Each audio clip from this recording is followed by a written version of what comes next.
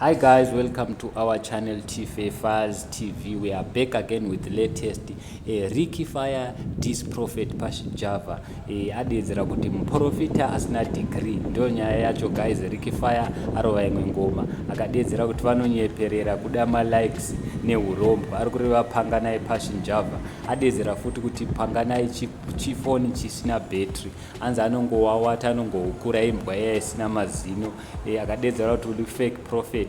Adedzera futi Ricky Fire pangoma yake akati unowanikwa kwese kwese sehutsi hwechamba. Imagine guys, izvi zviri kutaurwa naRicky Fire. Ricky Fire yawo yari kupisa singaita. Akadedzera futi kuti unowanikwa kwese kwese chero kumadhaka semuramba. Imagine guys, zviri kutaurwa naRicky Fire. Saka apa mupedzera apa auya Ricky Fire ende ari kupisa sezita rake.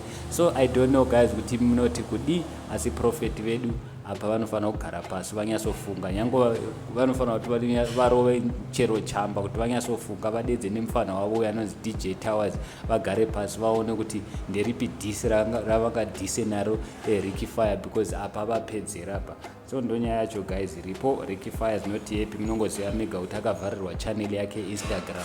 Saka aenda kuFacebook akanokanda chingoma yake akanoikanda futi nepaYouTube. Kana muchida kuti muinzwe ngoma yacho yese yakaperera, endai paYouTube pachannel yake muchanzwa mega. Aya ndo anonzi mabuzz, mapunchlines, ndo kunonzi kutuka munhu guys. Hamene kuti prophet vedu vachawanda kupi, hamene kuti prophet vedu vachataura neapi matongues pakadaiwo, because apa apedzerwa. Hanzi unobhohwa, hanzi uri bhurugwe rakadhamba, aramba achienderera mberi guys. Prophet wedu hanzi ndo type yatakavenga, iwe uri type yatakavenga. Hanzi chimbondipai ndimbomburakasha ndimbomburova. Saka ndo nyaya yacho guys. Ricky Fire Dis Prophet Passion Java.